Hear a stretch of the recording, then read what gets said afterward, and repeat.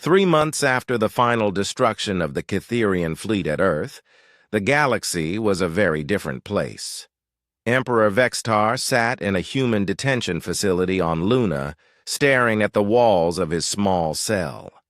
The mighty empire that had ruled most of known space for 2 centuries had collapsed in less than a year, not through conquest, but through systematic dismantling of everything that had held it together. Ambassador Linda Carter walked through the halls of the former Imperial Palace, on Kython Prime, now converted into a diplomatic center for species seeking independence. Representatives from hundreds of worlds had come to establish new governments and trade relationships. The Cytherian Empire was dead, but something better was being born from its ashes. Ambassador Carter called out Delegate Zerion of the Altarian people. My world would like to discuss joining the new Galactic Confederation. We have heard that humans are willing to share technology and knowledge rather than demanding tribute. Carter smiled warmly at the tall, blue-skinned alien. The Confederation welcomes all species who believe in freedom and cooperation, Delegate Zerion.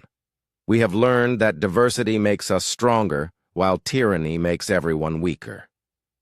The Galactic Confederation was humanity's answer to imperial rule. Instead of forcing membership, they offered it freely. Instead of demanding tribute, they provided aid. Instead of crushing rebellion, they encouraged independence. It was everything the Cytherian Empire was not. Admiral Jake Morrison stood on the bridge of his flagship reviewing reports from across the galaxy. Former Cytherian systems were declaring independence daily, while human diplomatic teams helped establish democratic governments. The military phase of the war was over, but the work of building peace had just begun. Admiral reported his communications officer. We are receiving requests for assistance from 12 more systems. The former Cytherian governors have fled, and local populations are asking for help establishing new governments. Morrison nodded thoughtfully. Send diplomatic teams to each system, Lieutenant. Make it clear that we are there to help, not to rule. The galaxy has had enough of empires. Dr. Lisa Brooks worked from her new office in the Confederation's capital city, overseeing the massive project of integrating thousands of worlds into a voluntary alliance.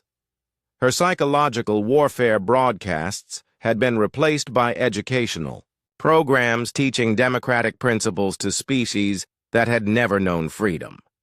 The transition is proceeding better than we hoped, she reported to Morrison during their daily briefing. The destruction of the Cytherian invasion fleet sent shockwaves throughout the galaxy, but the real war was just beginning. Emperor Vextar had escaped with less than 1,000 ships from his original force of 10,000. He retreated to the fortress world of Kython Prime to rally reinforcements and plan his revenge against humanity. Commander Alex Turner stood in the cargo bay of a captured Cytherian transport ship, reviewing final preparations with his team leaders. For 25 years, his agents had been infiltrating key positions throughout the Empire. Now it was time to activate every sleeper cell and sabotage network they had built. The Emperor thinks he can regroup and rebuild his fleet, Turner said to his assembled operatives. He does not realize that his empire is already dying from within. Today we begin Operation Wildfire. Every supply depot, communication relay, and strategic facility becomes a target. Agent Kate Sullivan had spent 15 years establishing her cover identity as a logistics coordinator on the Cytherian industrial world of Nexus 7. She controlled shipping schedules for 3-star systems and knew exactly which supply shipments were critical to the Empire's war effort. Transport convoy Alpha 77 is carrying fusion reactors to the main fleet yards, Sullivan reported through encrypted channels.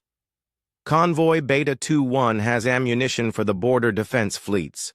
Both will experience unfortunate accidents during their next hyperspace jumps. Across the Empire, similar conversations were taking place as Turner's agents activated plans that had been years in the making. Supply convoys disappeared in hyperspace. Weapons factories suffered mysterious explosions. Communication networks went down for extended maintenance periods that somehow became permanent failures. The Catherians had built their empire on the assumption that logistics were boring and unimportant. They focused on military might while leaving supply operations to conquered species who resented their overlords. This was exactly the weakness that human planners had identified and exploited. Captain Ryan Foster commanded a squadron of stealth ships that officially did not exist. His vessels were designed for deep penetration missions behind enemy lines.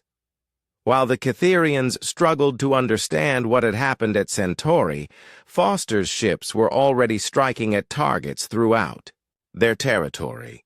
Stealth Squadron. This is Foster. We have confirmed locations on 3 Catherian patrol fleets attempting to reinforce the core systems. Our mission is simple. Destroy them before they can regroup with the main force. Foster's ships used advanced cloaking technology combined with human tactical innovations. Instead of engaging in direct combat, they would strike without warning, then disappear before the enemy could respond. It was warfare designed to create maximum psychological impact. While conserving human resources, the first patrol fleet died without ever seeing their attackers. Foster's squadron emerged from stealth directly behind the Catherian formation and launched a coordinated missile strike. The enemy ships exploded in sequence as their shields and armor proved useless against advanced human weapons. Dr. Lisa Brooks coordinated the psychological warfare campaign from her command center deep beneath Centauri Prime. Her broadcasts were being transmitted throughout Catherian space on every communication frequency simultaneously. The Empire's propaganda networks had been infiltrated years earlier by human agents who now controlled the flow of information. Citizens of the Catherian Empire. Brooks's voice carried across thousands of star systems. Your leaders have lied to you about human weakness. The mighty fleet that was sent to crush us has been destroyed. Your emperor's arrogance has doomed thousands of your warriors to pointless death.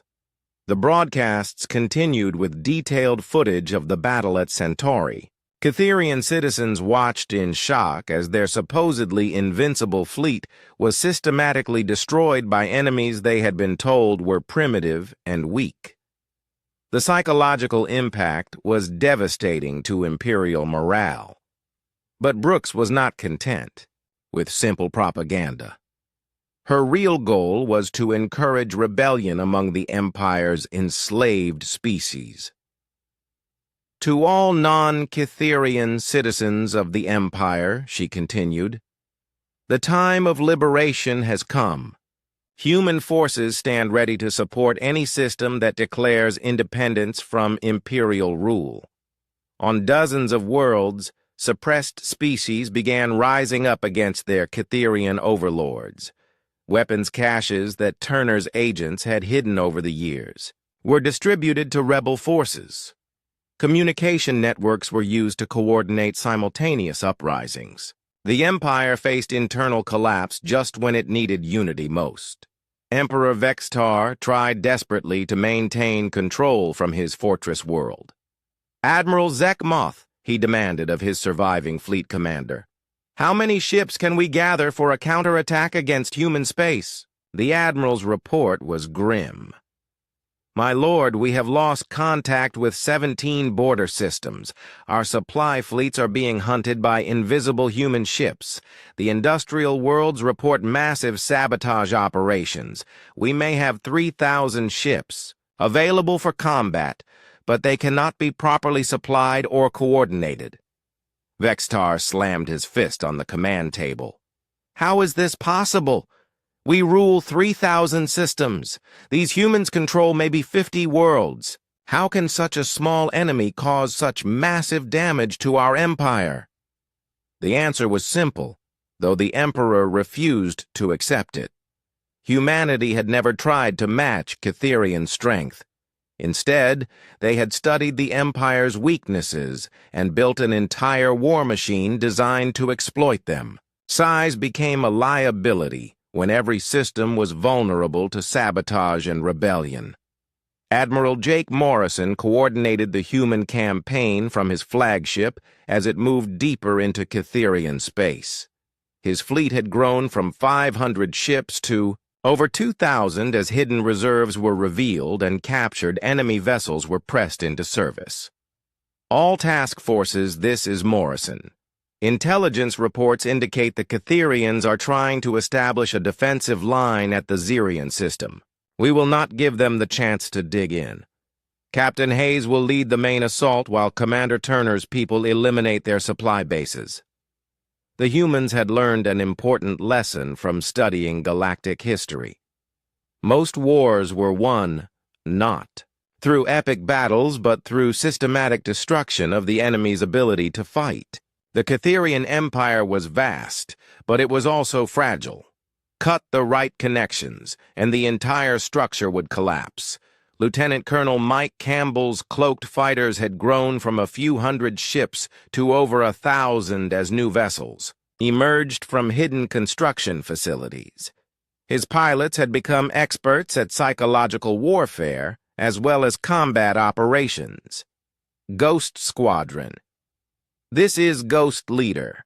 Our new mission is terror strikes against Catherian command centers. I want every Imperial official to be afraid to leave their bunkers.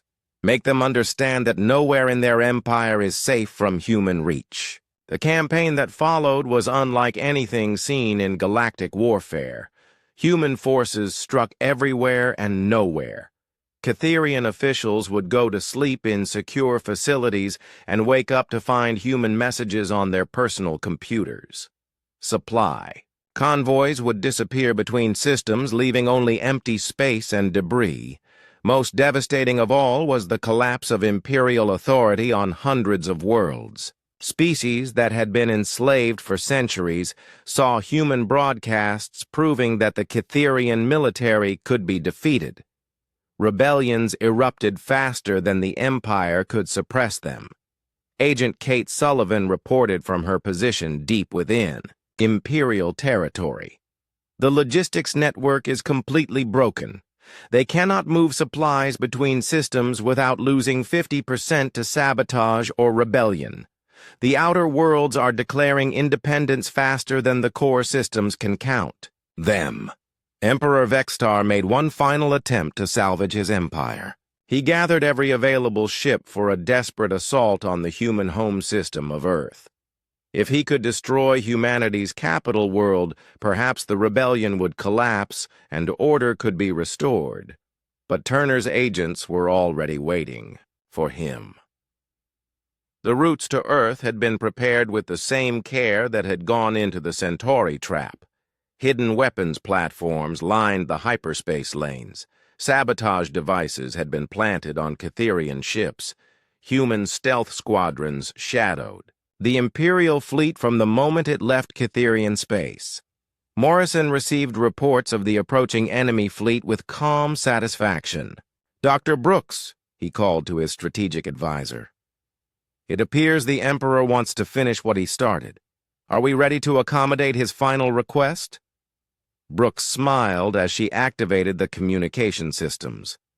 "The trap at Earth will be even more complete than Centauri Jake. The Emperor is about to learn that humanity's greatest strength is not our weapons or our tactics. It is our ability to turn every enemy mistake into their destruction." The Catherian fleet dropped out of hyperspace at the edge of the Centauri system, exactly where human intelligence had predicted they would arrive. 10,000 warships spread across space in a formation designed to inspire terror in any enemy. Emperor Vexitar stood on his command bridge studying the tactical displays with satisfaction.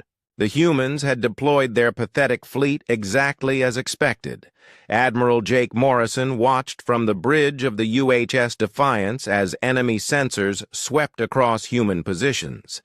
The Catherian fleet was impressive, but Morrison felt no fear. Everything was proceeding according to plan. All ships maintain current positions. Let them think we are making a desperate last stand.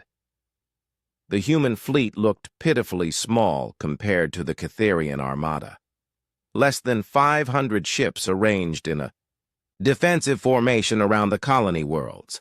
To Catherian observers, it appeared that humanity was making the classic mistake of trying to protect fixed positions against overwhelming numbers. Emperor Vexitar had seen this exact scenario hundreds of times before. Admiral Zekmoth, the Emperor, called to his fleet commander, "Begin standard bombardment doctrine. Destroy their outer defense ring first, then move in to finish the colonies.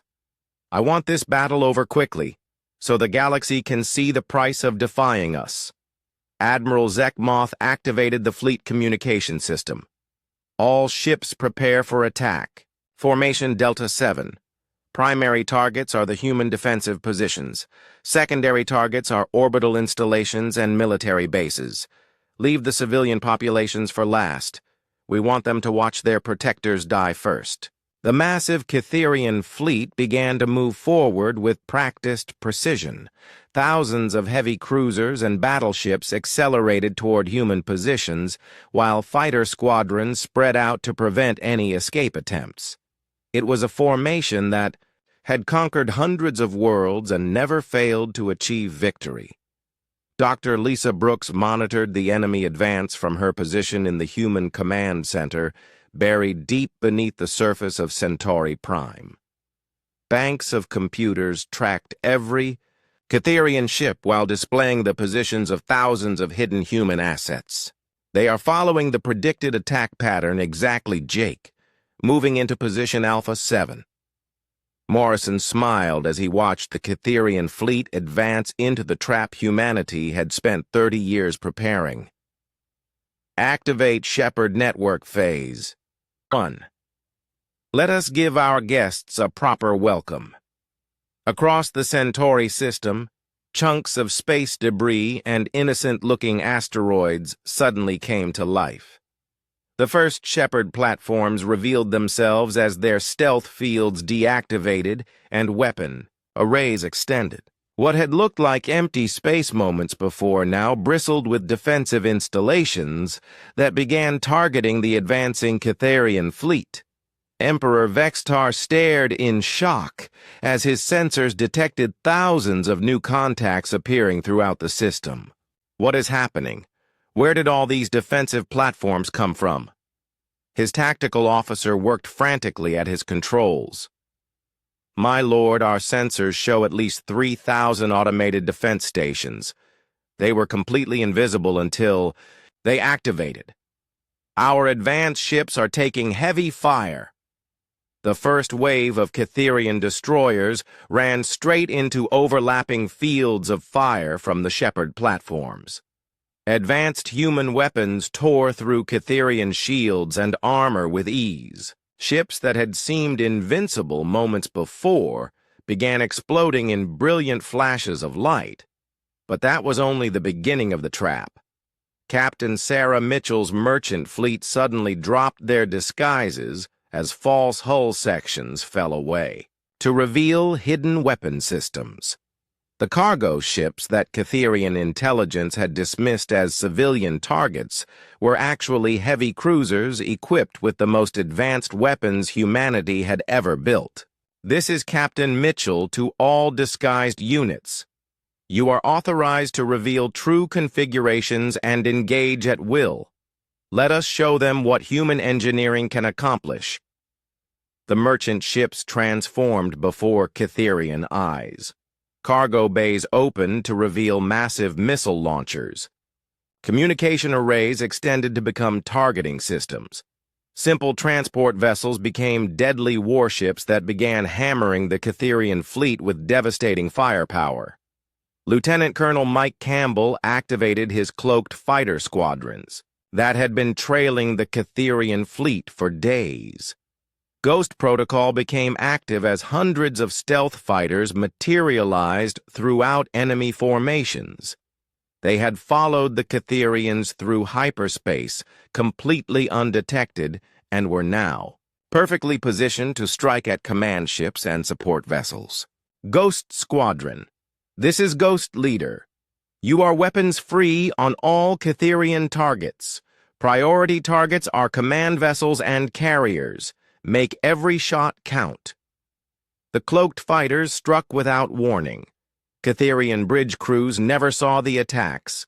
Coming as human torpedoes punched through their shields and tore apart critical systems. Command ships that had been coordinating the assault suddenly went dark as their communication arrays were destroyed. Emperor Vextar watched his perfect formation dissolve into chaos as hidden human forces attacked from every direction. How? Is this possible? Our intelligence said they only had 500 ships. Admiral Zekmoth tried to restore order to his scattered fleet. My lord, the humans have been hiding their true strength. These are not the primitive vessels our reports described. Their weapons are more advanced than anything we have encountered. But the surprises were not finished.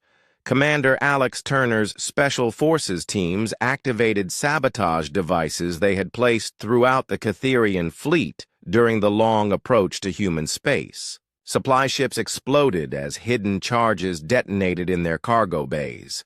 Fuel lines ruptured on capital ships, causing cascade failures in their power systems. All sabotage teams, this is Turner. Execute planned disruption sequence. Make them understand that human reach extends far beyond our borders. The Catherian fleet found itself fighting on multiple fronts simultaneously. Hidden platforms attacked from fixed positions. Disguised warships hammered them with unexpected firepower. Cloaked fighters struck at their command structure. Internal. Sabotage crippled key vessels at critical moments. It was unlike any battle they had ever fought. Morrison watched as the trap closed around the enemy fleet. Dr. Brooks activates psychological warfare protocols. Let us complete their demoralization. Across all Catherian communication channels, human broadcasts began playing messages of their fleet's destruction. The signals showed graphic footage of Catherian ships exploding, while human voices explained exactly how the trap had been prepared. Every tactical mistake was highlighted. Every intelligence failure was exposed. This is Admiral Jake Morrison of the Human Defense Force speaking to all Catherian personnel. You have walked into a trap 30 years in the making. Every move you have made was predicted and prepared for. Your emperor has led you to destruction through his arrogance and ignorance. The broadcast continued with technical analysis of how human forces had remained hidden and how Catherian intelligence had been systematically deceived. It was designed to shatter the confidence that Catherian forces had always taken for granted. Emperor Vexitar tried to rally his remaining ships, but found his fleet scattered and demoralized. Half his vessels were already destroyed or disabled. The surviving ships were trapped between overlapping defensive positions with no clear escape route. His perfect invasion had become a perfect disaster. Captain Ben Hayes led the final phase of the attack as the human fleet abandoned their defensive positions and went on the offensive. The ships that had looked like desperate defenders revealed their true capabilities as they accelerated toward the scattered Catherian forces. All human ships. This is Captain Hayes. The enemy is broken and fleeing. Pursue and destroy.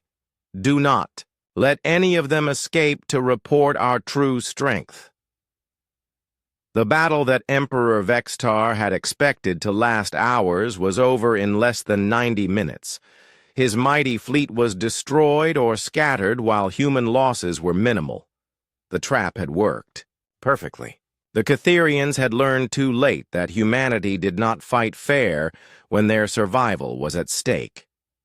Morrison activated fleet communications to address all human forces. Excellent work, everyone. Phase 1 is complete, but remember, this is just the beginning. The real war starts now as we take the fight to Catherian space. They came here expecting to crush us. Instead, we will use their invasion as the opening move in their empire's destruction. 27 years earlier, a young Jake Morrison had stood in a meeting room deep inside Earth's military headquarters. The walls were covered with star charts showing the rapid expansion of the Catherian Empire. Red markers indicated conquered systems, while blue markers showed the few remaining independent worlds. Humanity's small cluster of colonies looked tiny compared to the vast imperial territory. General Patricia Hayes had called the meeting to discuss humanity's options after first contact with the Catherians. Around the table sat the best military, minds, and scientists humanity had to offer. Dr. Lisa Brooks was just starting her career then, but already showed promise as a strategic thinker. Commander David Clark represented the Special Forces while Captain Ben Hayes spoke for the fleet. The situation is clear, General Hayes had said. The Catherians want us to join their empire or be destroyed. We have maybe 5 years before they lose patience and send their fleet. Our intelligence shows they have over 8,000 warships while we have less than 200. Young Morrison had studied the numbers carefully. General, if we try to match them, ship for ship, we will lose. Even if we spent every credit humanity has, we could never build enough vessels to stand against their fleet. Dr. Brooks had nodded, in agreement. The math is simple. We need a different approach, something they will not expect. Commander Clark had leaned forward. What if we do not fight them where they expect? The Catherians rule through fear and overwhelming force. They expect their enemies to meet them in open battle. What are you suggesting, David? The general had asked. We make them think we are weak while we prepare for real war. Let them believe their intelligence reports about our small fleet. Meanwhile, we build weapons they cannot see and plan attacks they cannot predict. That meeting had led to Protocol Omega, humanity's secret plan for survival. Instead of building more ships, they would build better ships. Instead of defending colonies, they would turn colonies into weapons. Instead of waiting for attack, they would strike first from the shadows. Dr. Brooks had spent years studying Catherian tactics and psychology. She learned that the Empire always fought the same way. They would send a massive fleet to intimidate their enemies. Most species would surrender immediately when they saw the size of the Catherian armada. Those who did not surrender would be crushed by overwhelming numbers in direct battle. They are predictable, Brooks had reported to the planning committee. Every conquest follows the same pattern. They show overwhelming force, demand surrender, then attack with standard formations if refused. We can use this predictability against them. The plan that emerged was unlike anything attempted in galactic history.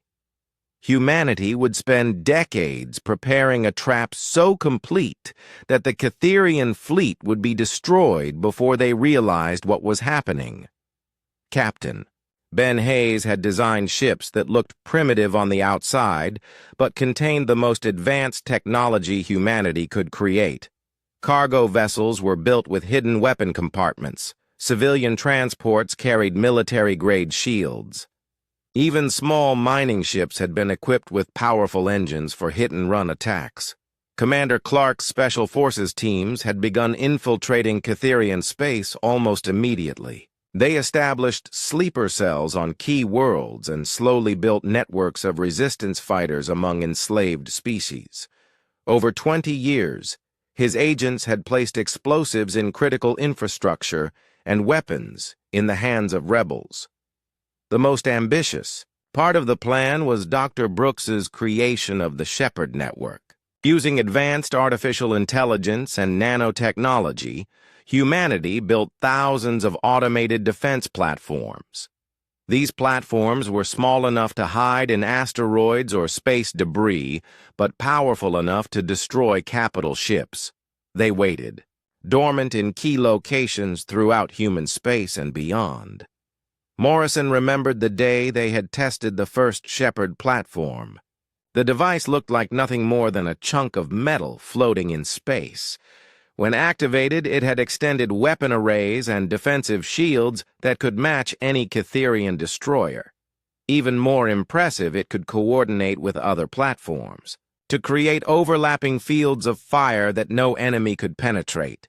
Each platform costs as much as a small warship, Brooks had explained, but they require no crew and can wait indefinitely for activation. We can place them anywhere without the Catherians noticing. The years had passed quickly as humanity prepared for war. New colonies were established not for expansion, but as disguised military bases. Mining operations in asteroid fields provided cover for weapon installations. Trade routes were planned to give human ships detailed knowledge of Catherian patrol patterns. Commander Alex Turner had joined the program as a young recruit eager to serve humanity. Clark had trained him personally in advanced combat techniques and covert operations. The key to Special Forces work is patience, Alex. We might spend years preparing for a single mission, but when the time comes, we must be perfect. Turner had excelled at infiltration work. His teams had established supply caches throughout Catherian space and recruited local agents from dozens of species. They learned the locations of critical facilities and the schedules of important officials. Most importantly, they had identified the weaknesses in the Empire's vast supply network. An empire this large cannot function without constant supply shipments, Turner had reported. Food, fuel, ammunition, replacement parts. Everything must be moved across thousands of star systems. If we can disrupt their logistics, they will collapse faster than any military defeat could achieve. As the years passed, humanity appeared to be following Catherian expectations. Their fleet remained small and their colonies seemed poorly defended. Catherian intelligence reported that humans were focusing on trade and peaceful expansion rather than military preparation. This was exactly what humanity wanted them to believe. In reality, every human world had become a fortress. Underground. Bunkers held enough supplies to survive years of siege. Orbital platforms disguised as space stations contained massive weapons arrays. Civilian populations had been trained in resistance tactics and knew exactly what to do when the invasion began. Dr. Brooks had also developed psychological warfare techniques specifically designed for Catherian mentality. They believe absolutely in their own superiority, she had explained. When that belief is shattered, they will panic faster than any species we have encountered. Fear is their primary weapon, but it can also be their weakness. The final pieces of Protocol Omega had been put in place just months before the Catherian ultimatum arrived. Captain Sarah Mitchell commanded a fleet of merchant vessels that were actually heavy cruisers in disguise. Lieutenant Colonel Mike Campbell had deployed cloaked fighters throughout the outer systems. Agent Kate Sullivan had activated sleeper cells across the Catherian Empire. Now, as Admiral Morrison stood on the bridge of the Defiance watching enemy fleet movements, he felt proud of what humanity had accomplished. They had taken their greatest weakness, small numbers, and turned it into their greatest strength. The Catherians expected to fight a conventional war against a weak enemy.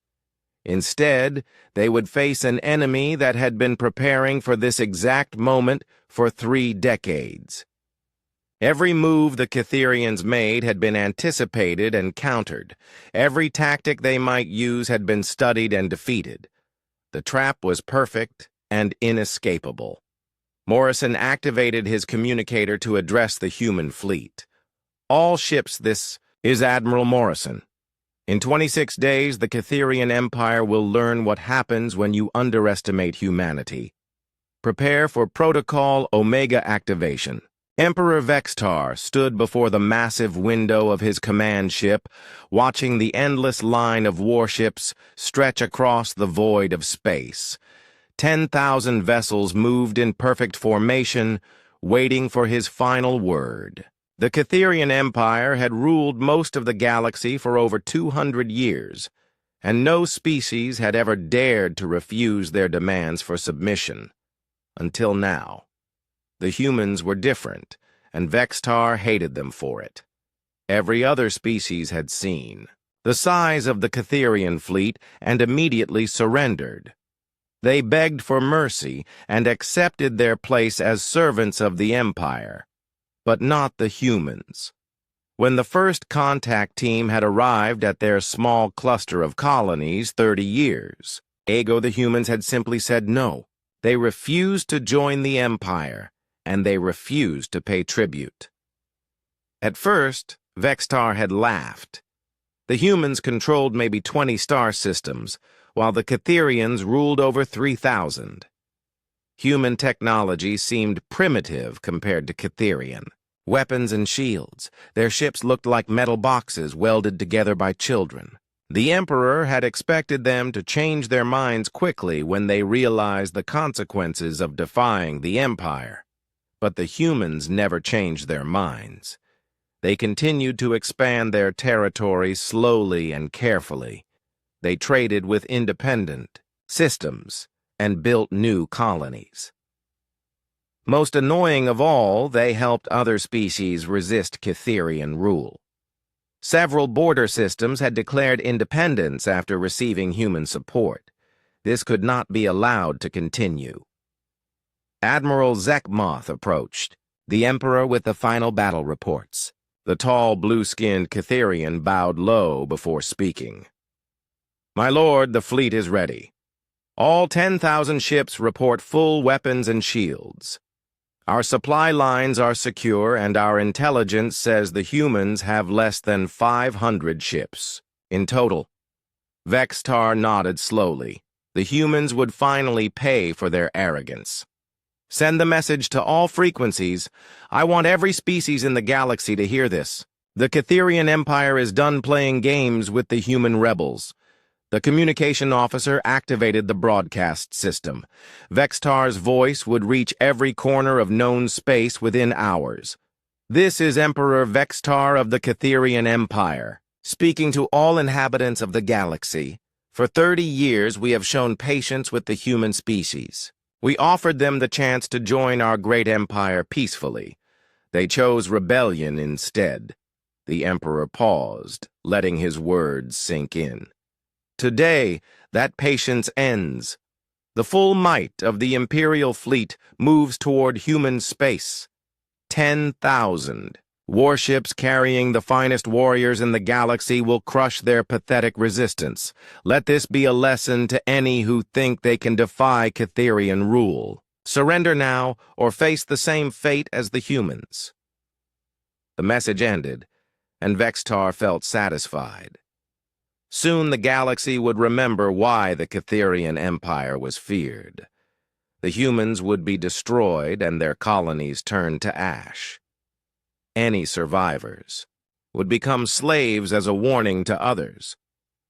Far away in human space, Admiral Jake Morrison sat in his command chair aboard the UHS Defiance, listening to the Emperor's broadcast.